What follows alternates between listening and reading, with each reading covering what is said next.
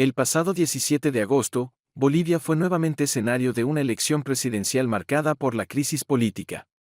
Dos candidatos de la derecha, Rodrigo Paz Pereira del Partido Demócrata Cristiano, PDC, y Jorge Tuto Quiroga de Alianza Libre disputarán la segunda vuelta electoral, en un escenario donde el Parlamento boliviano queda fragmentado, pero en manos de la derecha.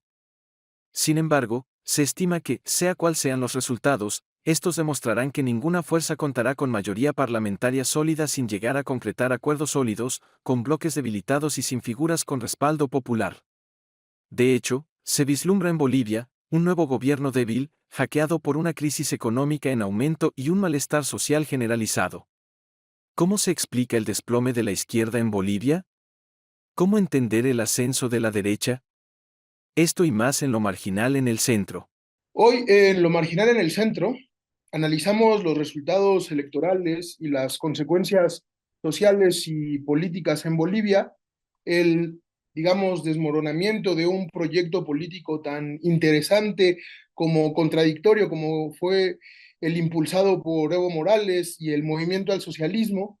Y para lo anterior están con nosotros Gaia Macarán, es doctora en Humanidades y maestra en Estudios Latinoamericanos por la Universidad de Varsovia, en Polonia. Es miembro del Sistema Nacional de Investigadores y especialista en luchas indígenas y de la mujer en Bolivia y Paraguay, así como en autonomía social y en nación-estado. Doctora Gaia, gracias por estar con nosotros en Lo Marginal en el Centro. Muchas gracias por la invitación. Buenas noches. Buenas noches y bienvenida. También nos acompaña hoy en Lo Marginal en el Centro Diego Martínez. Él es sociólogo por la Universidad Nacional Autónoma de México, activista social, colaborador del Centro Mexicano de Estudios Económicos y Sociales, centro que además auspicia la producción de este programa. Diego, bienvenido de nuevo a Lo Marginal en el Centro. Un gusto, Aquiles, estar con ustedes. Un gusto, doctora. Creo que sin más dilación podemos empezar con la discusión. Quiero agradecer a todas y a todos quienes nos siguen por el Facebook Live de Canal 6. Bienvenidas de nuevo todas y todos a Lo Marginal en el Centro. Quiero comenzar, Gaia, preguntándote cuáles ves como las causas principales del triunfo de las elecciones en Bolivia y por qué pierde de alguna manera tan drástica, tan dramáticamente el movimiento al socialismo en estas elecciones.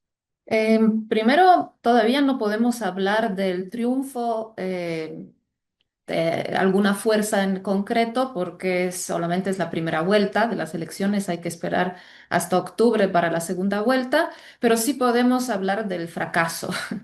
Porque en esa primera vuelta ya resultó que los dos candidatos, las dos fuerzas que pasaron a la segunda vuelta, no responden a la tradicional fuerza de izquierda que era el MAS, Movimiento al Socialismo, y eso efectivamente puede causar em, extrañeza, sobre todo personas que no conocen bien Bolivia, ¿no? Y estaban acostumbradas a las noticias de grandes triunfos del MAS, que de hecho siempre ganaba con más de 60%, más de 50% de votos en la primera vuelta, ¿no? En ese sentido, esas elecciones son simbólicas, son cruciales. Todavía no sabemos si va a ganar la fuerza de la antigua derecha, porque aquí ni siquiera podemos hablar de las nuevas derechas, según mi opinión, sino de la antigua derecha neoliberal, que es Jorge Kiko, perdón, Quiroga, que ya fue presidente en los años 2001, que simboliza de alguna manera, simbolizaría ese regreso de la derecha neoliberal, ¿no? Muy tecnócrata, muy estricta en ese sentido, y un nuevo candidato que eso sí también es una sorpresa, porque nadie, unas semanas antes de las elecciones, ninguna encuesta, ni siquiera amigos, yo estuve en Bolivia a finales de julio, hace unas semanas apenas, Entonces participé en muchas charlas formales e informales sobre qué se esperaba de las elecciones. Entonces nadie mencionaba al que es en la posición número uno, es Rodrigo Paz, hijo del expresidente de fuerzas que se llaman movimiento de izquierda revolucionaria, Emir. Entonces, es interesante también la trayectoria familiar de ese candidato de Tarija, que es un departamento más marginal, que no responde a ese centro de Bolivia que sería La Paz, Cochabamba, Santa Cruz. Entonces, es una también enigma ese candidato y su propuesta de vicepresidente, que es famoso por denunciar a la policía por la corrupción. Podemos decir que sería un candidato de centro derecha, ¿no? De una fuerza que todavía no sabemos cómo se va a posicionar, pero que tiene un discurso mucho más suave que Tuto Quiroga, eh, que sería una derecha más social, que por lo menos quiere mantener ciertas políticas sociales del gobierno anterior y que de hecho parece que recibió mucho apoyo de los votantes del MAS. Y que ahora también el mismo MAS en sus filas empiezan ya algunas personas a decir que van a apoyar a ese candidato en contra de esa derecha más extrema, más neoliberal. Pero tú me preguntaste por qué esa derrota tan drástica del MAS, del candidato oficial. Bueno, la historia puede ser muy larga. Como tú dijiste, esas elecciones significan la derrota de un proyecto político. Yo diría que esa derrota ya se dio mucho antes, ¿no? Y esas elecciones solamente lo confirman de manera, bueno, explícita, política, pero el proyecto político del MAS, que realmente no era solo del MAS, sino era un proyecto político de muchas fuerzas de movimientos sociales, movimiento indígena, movimientos populares, muchas organizaciones, realmente empezó a tropezar y tuvo sus fracasos mucho antes. No hay aquí lugar para explicarlo. Lo más significativo de los últimos años, de esa coyuntura antes de las elecciones, es la pelea interna entre el expresidente Evo Morales y el presidente Arce y la candidatura de un desconocido Castillo, ¿no? Que el presidente Arce mencionó, entonces no tenía popularidad, y la crisis económica, la tremenda crisis económica que seguro influyó en las elecciones. A lo mejor después podré profundizar. Sí, creo que en una segunda intervención podamos hablar precisamente sobre esto, que son algunos puntos que también, digamos, se han hecho explícitos sobre el fracaso económico que ha habido en Bolivia en los últimos años, que también ha permitido, digamos, ha hecho visible el resquebrajamiento interno en el MAS y al mismo tiempo un desencantamiento, yo percibo, de la sociedad boliviana por estos fracasos económicos, como mencionaba incluso Álvaro García Linera, pero en una segunda intervención que quisiera poder hablar de esto. Y Diego, te pregunto, ¿cómo explicas cómo interpretas los resultados de las elecciones en Bolivia? ¿Cuáles son las claves, los puntos que resaltas? Bien, yo quisiera comenzar diciendo que si bien es cierto que a una fuerza política no ha sido definitivamente la ganadora, también quisiera recordar pues parafraseando incluso, ¿no? Una frase de Roque Dalton cuando nos decía sobre los fascistas y pudiéramos decir que no hay que olvidar que dentro de la derecha, la menos derecha también es de derecha. Y en ese sentido, nosotros no podemos pensar que aunque se diga una derecha más social, una derecha del centro, cuando se trate de defender los intereses de fondo de las comunidades e ir en contra pues sí, del capital nacional y transnacional, pues va a posicionarse donde pues la derecha siempre ha estado, ¿no? Y en ese sentido, pues lo que resalta es la pérdida por parte del movimiento al socialismo del poder político. Ya pues no existe la posibilidad de poner freno a esta nueva, bueno, no nueva como decía la doctora, derecha que pues, que se va a quedar en el poder, ¿no? Independientemente, pues, cómo sea calificada, yo creo.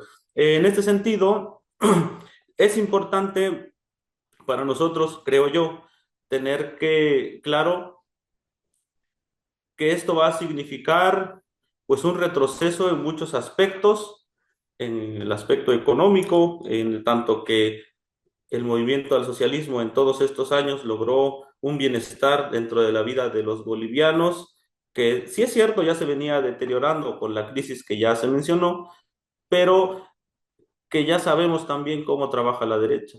Las soluciones a los problemas que les dan a las crisis, los recortes en el gasto social, los préstamos y ese tipo de situaciones en las cuales no hay mucho margen para asegurar el bienestar de la población. ¿Por qué se pierde? Ya se mencionaba hace rato que hay una crisis económica en la cual el descontento de la población sí tiene, pero lo fundamental creo, y tiene que ver con algo que decía hace rato, o que, bueno, más adelante se puede desarrollar, es con la lucha interna que se viene dando, ¿no?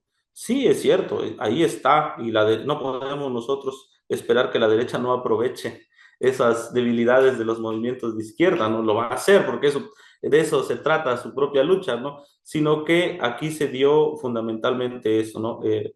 La lucha interna dentro del movimiento al socialismo, en la cual necesitamos ahorita sí revisar hacia dónde se va a ir el apoyo por parte de las comunidades indígenas, el apoyo del pueblo boliviano. En este caso, yo creo que no puede quedarse al margen de la próxima elección, no sería pues vender el futuro político de Bolivia y nos queda más allá de los lamentos de que bueno, perdieron y pues qué mal, ¿no? Y luego muchos suceden en los cuales dicen que no sé, que las masas bolivianas son ingratas por haber, aunque ya les dieron un mejor nivel de vida, hoy votaron en contra.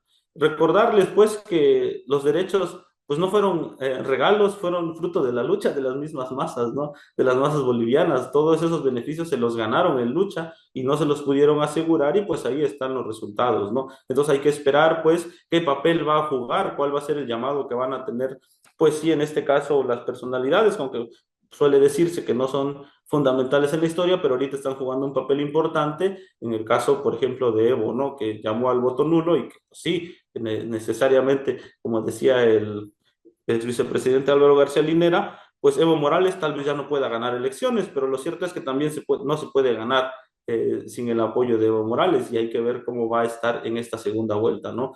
Entonces, pues queda mucho que observar todavía, pero en términos generales, pues sí, la pérdida del poder por parte de la izquierda y la derecha, aunque se diga menos de derecha, sigue siendo lo mismo, ¿no? Nada más aquí. Sí, yo creo que recordando un célebre libro que se ha escrito, que uno de los libros más, no sé si más importantes, aunque sí más polémicos, que se ha escrito en los últimos 20 años, de John Holloway, Cambiar el mundo sin tomar el poder, elegía precisamente a Bolivia, a Evo Morales, la figura de Evo Morales como uno de los, de las contradicciones internas en los movimientos sociales entre las posibilidades y la realidad de cambiar, digamos, el sistema político y ponía el caso ejemplificado en el caso de Evo Morales y en el movimiento al socialismo, una de las cuestiones más difusas, más imprecisas, digamos, de la izquierda cuando llega al poder,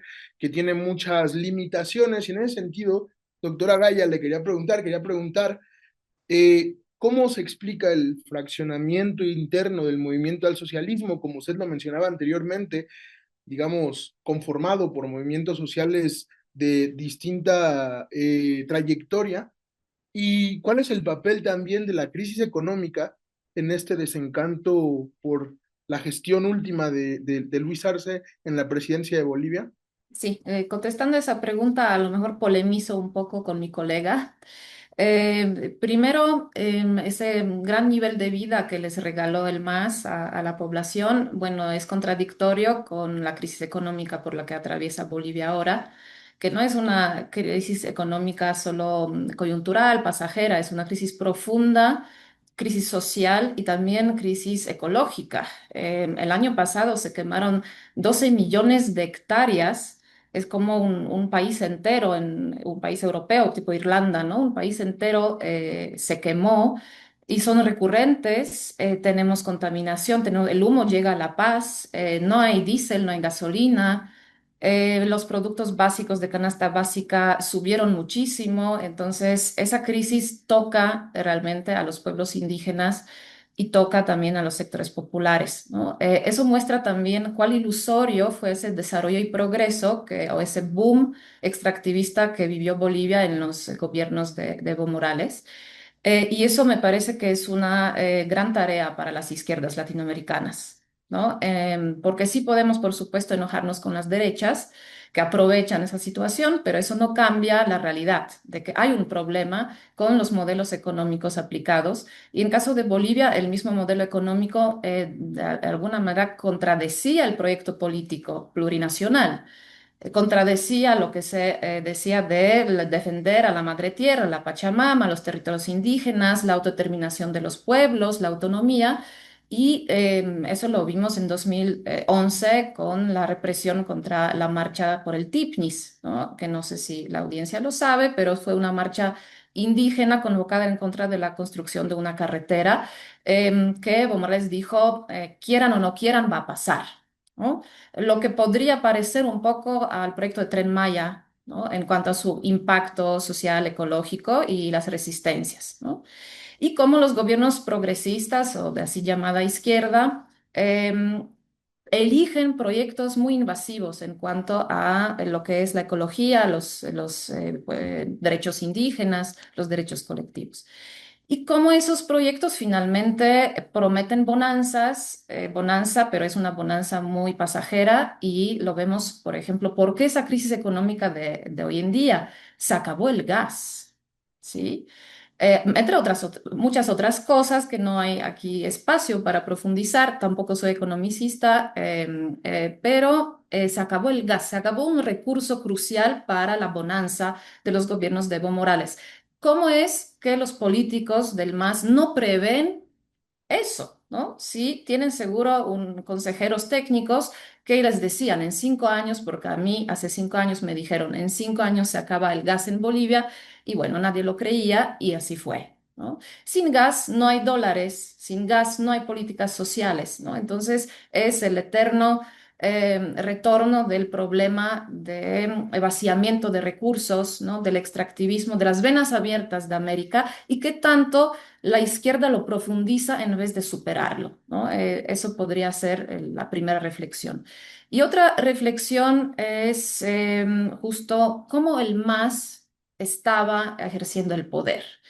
Tenemos aquí acusaciones del caudillismo de Evo Morales, autoritarismo, que se quería perpetuar en el poder, por eso la crisis electoral de 2019. Tampoco me voy a meter en eso, si fue golpe, si fue fraude, pero es el contexto de esas elecciones también, ¿no? Regresar a 2019, ¿qué pasó?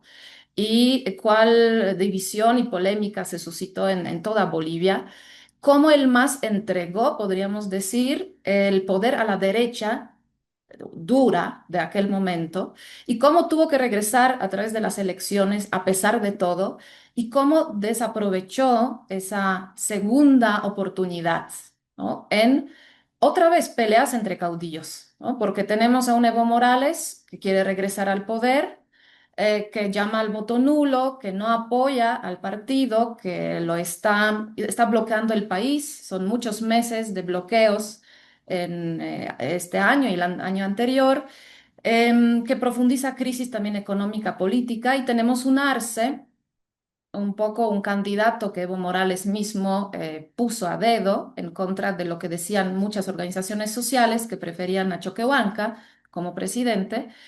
Entonces, un Arce que se cree que puede competir con Evo, que puede tener un liderazgo propio, ¿no? Entonces, otra vez tenemos aquí una pelea absurda, ¿no? Que desvía la atención, que cansa a la gente que ve los problemas reales y que los líderes no ven. El desgaste de Arce también se me mostró en esa candidatura fantasma, ¿no? De Castillo, que pues no tenía ni carisma ni posibilidad. Y eso es serio porque el MAS no solo perdió las elecciones y se va a convertir en la segunda fuerza política, como pasa en muchos casos en otros países. El MAS ganó 3%. Entonces, eso significa que no va a tener casi representantes en el Parlamento. Y eso es muy grave. ¿Qué va a pasar con la representación, por ejemplo, de muchos diputados indígenas y diputadas que estaban dentro del MAS? También tenemos aquí Andrónico, otro personaje, ¿no? Tenemos a personajes que estaban dentro del MAS y que candidaron aparte, por separado, lo que restó también el apoyo, ¿no? Y ya tenemos Evo Morales, que llamó al voto nulo, que fue más o menos 15%. eh, entonces, que también demuestra que tiene ese poder de convocatoria, pero contraproducente en cuanto a unas elecciones, ¿no? En ese caso. Entonces, yo diría, otra vez la izquierda debería repensarse, con ese ejemplo de Bolivia, los caudillismos. Poner todo sobre un personaje, las ganas de poder absoluto o perpetuación en el poder, como en el caso de Evo Morales, ¿no?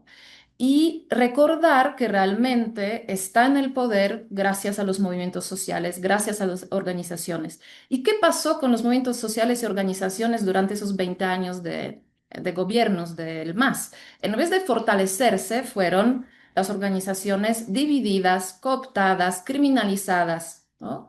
Entonces tampoco pudieron en 2019 y tampoco pueden hoy contrarrestar esa debilidad del partido con movilización en la calle, con otras propuestas, con incluso otro partido político de izquierda.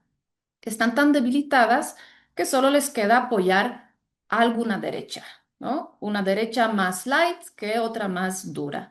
Y para ir terminando esa intervención, muy importante también recordar que el MAS durante sus sucesivos gobiernos se iba derechizando. Eso en contra de ese antagonismo falso izquierda-derecha. Realmente la gente de derecha, de la oligarquía agroindustrial de Santa Cruz, estaba en los negocios del gobierno. Tenemos créditos del gobierno, tenemos fotografías, abrazos entre García Linera, el vicepresidente, con Evo Morales, con la Cámara de Comercio, con los grandes personajes de la agroindustria. Y muchas leyes, incluidas las leyes incendiarias, así llamadas, que permiten y que provocan esos incendios, que son provocados por la expansión de frontera agrícola, esas leyes que favorecían más bien a la oligarquía que a los campesinos y menos los indígenas, ¿no? Entonces es otra pregunta para las izquierdas latinoamericanas.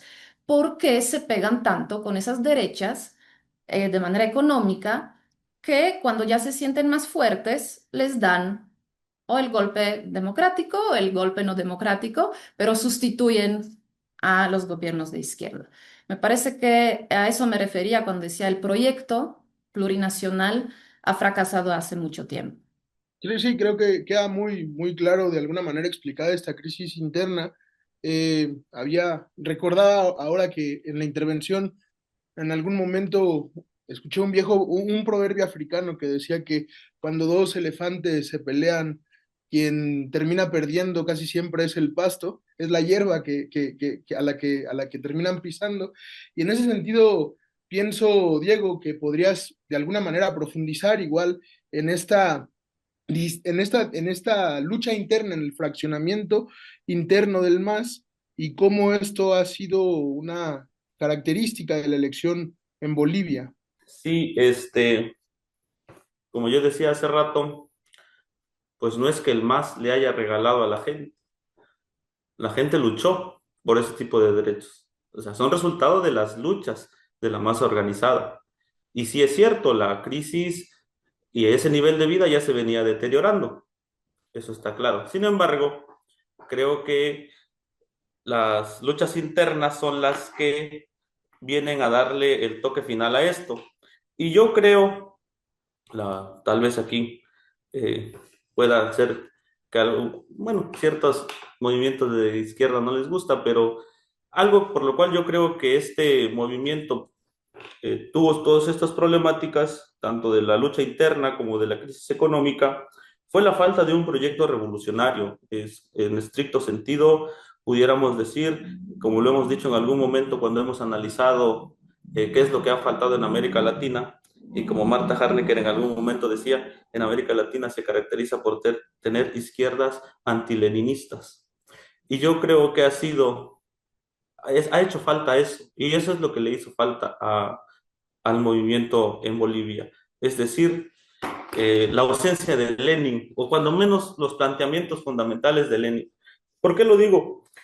Porque pretenden esa ilusión de bienestar que mencionaba hace rato, mantenerla y satisfacerla dentro del marco del sistema capitalista. Y mientras te quieres mantener en la lógica capitalista, sin romper las barreras, eh, como dice ahí, las fotografías que se tomaban con los de la agroindustria y demás, pues eso es cierto, ¿no? O sea, es mantenerse dentro de este sistema y ahí para poder sostener un nivel de vida mínimamente aceptable para las masas, que no lleguen al punto en el cual estaban. Entonces, pues creo que eso es lo que le ha hecho falta a este gobierno e incluso para el sostenimiento del mismo movimiento o del partido, porque el modelo de partido leninista es lo que permite la continuidad de un proyecto político.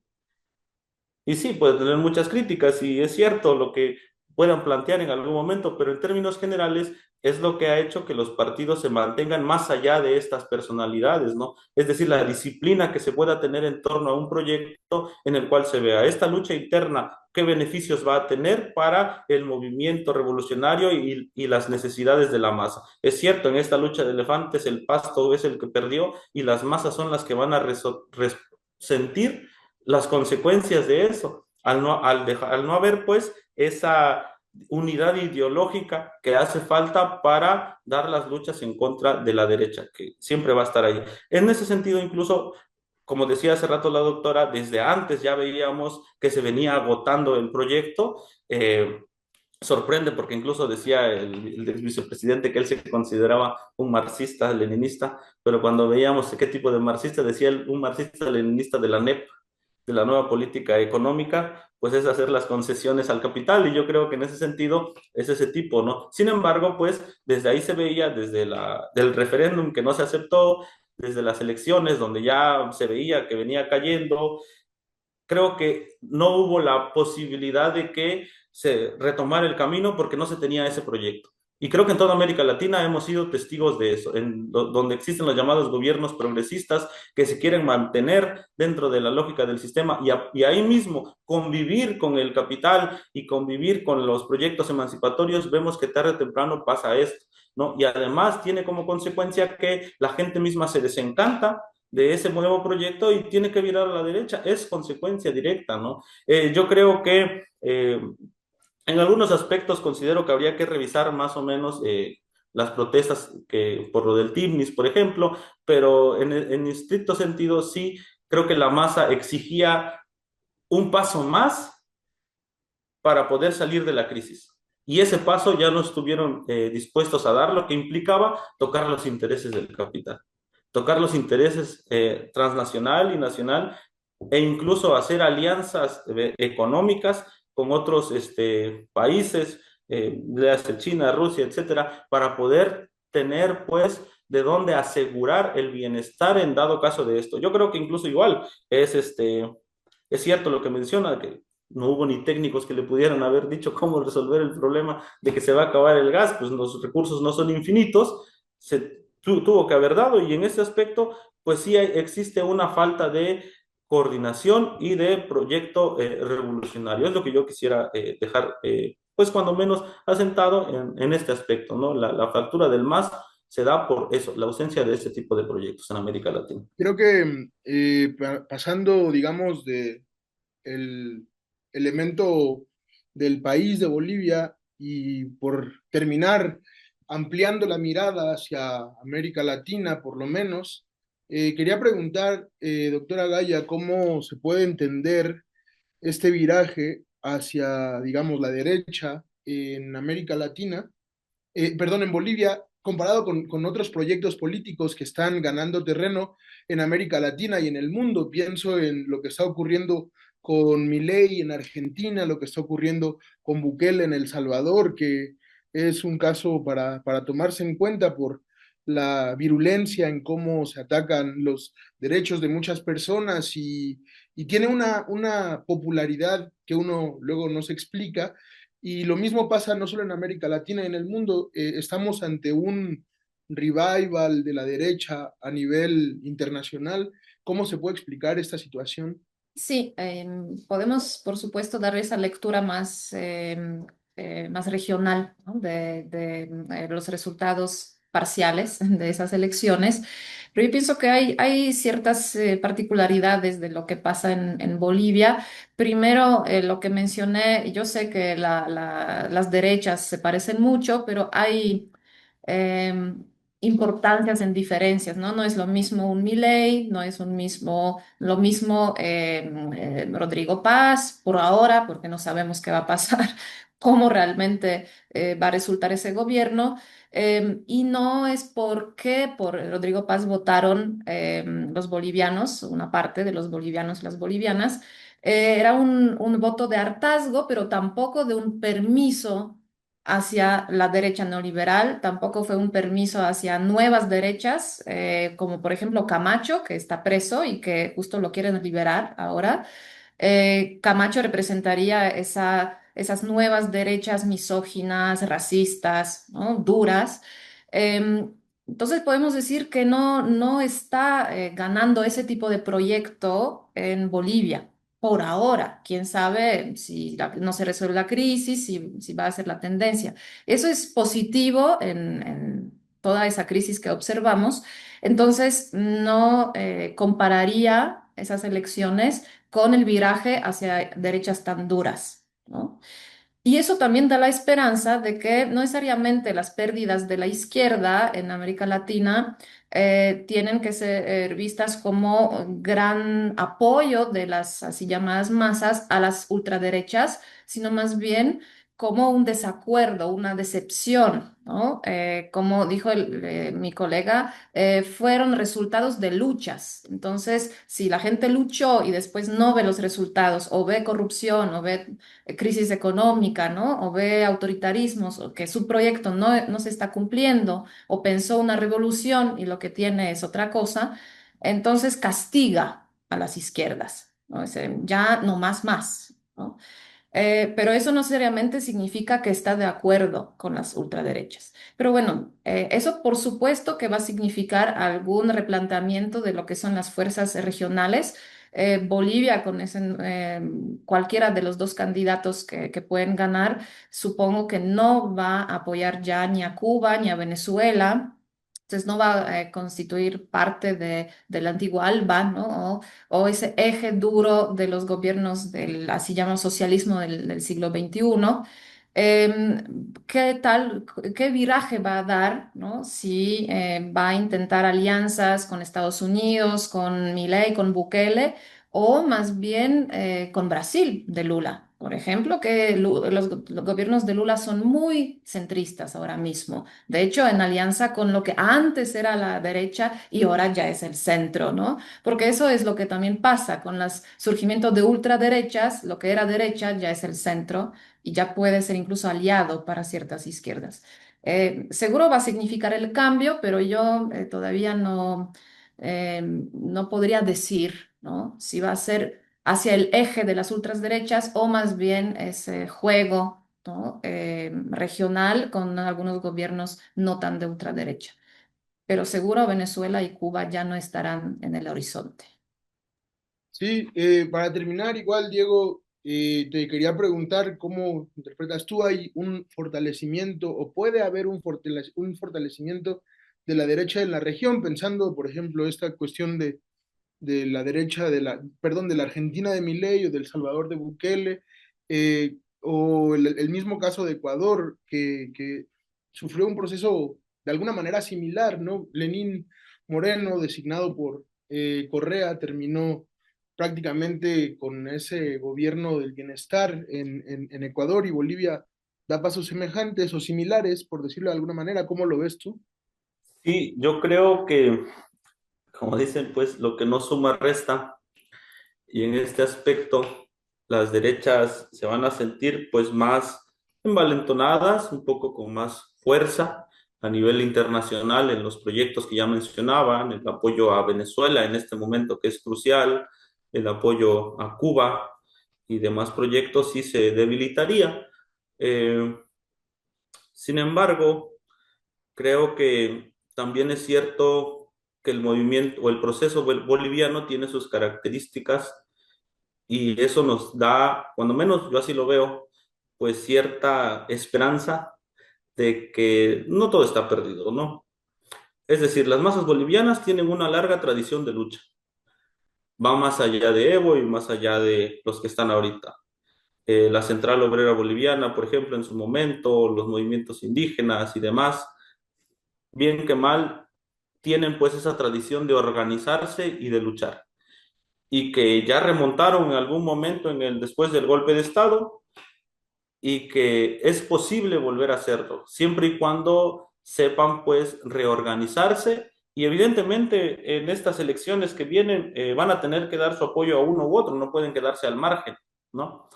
Pero eso no quiere decir que se hayan subsumido y también es cierto, hay algo que creo que es importante destacar en este sentido, que pudiéramos decirlo, no sé si sea válido decirlo, pero pudiéramos decirlo que las masas tienen conciencia de lo que significa votar por uno u otro, en tanto que es un voto, como dicen, de castigo, pero también saben hasta dónde están los límites. Dice, bueno, aquí, para acá ya no, tal vez, ¿no? La masa, pues, va todavía dirigiéndose. ¿Por qué? Por la tradición de lucha que tiene, ¿no? Es en ese aspecto importante. Por eso creo que si los líderes actuales no están a la altura, pues van a surgir otros necesariamente, porque el movimiento revolucionario no se detiene, ¿no? Y aunque ya sabemos cómo se actúa con la represión, puede haber retrocesos, eso es cierto, pero no puede detenerse, ¿no? Puede en este aspecto, pues, despertar la conciencia de los que se mostraban apáticos y demás. Incluso, pues, esta pérdida, pudiéramos decir que sirve como puede simbrar y ponerlos nuevamente en alerta a todas las organizaciones sociales, pues para que digan, bueno, después de 20 años de que incluso, como decían, de desmovilizarse y demás, pues es momento de reactivar y exigir un proyecto que vaya más allá de lo que se había dado hasta este momento, ¿no? Entonces la trayectoria de lucha sí nos brinda esa posibilidad. El fortalecimiento, pues en la región, como decía, ya venía dándose, pues evidentemente, tal vez no sea el que va a la cabeza un Milei completamente, pero pues van a coincidir en ciertos aspectos de política internacional, si se quiere, pues, pero ahí está todavía puesto sobre la mesa, ¿no? Va a depender de cómo se desarrolle y en este momento, pues, se brindan las oportunidades para incluso llegar, retomando lo que planteabas hace rato, sobre John Holloway de cambiar el mundo sin tomar el poder. Podemos decir que no, no se puede. No se puede cambiar el mundo sin tomar el poder y no solo político, sino económico. Y en este aspecto creo que esta segunda oleada que se tiene que dar debe mirar más allá del poder político y ponerse en términos económicos y afianzarse, ¿no? Es decir, una transformación más radical, que es lo que se hace necesario. Y creo que están en posibilidades de hacerlo después de estos 20 años y la larga tradición de lucha. Nada más. Sí, queda pendiente, digamos, un análisis posterior de la segunda vuelta, de cómo queda el resultado, a ver si ya es un malmenorismo lo que podemos esperar en octubre de este año.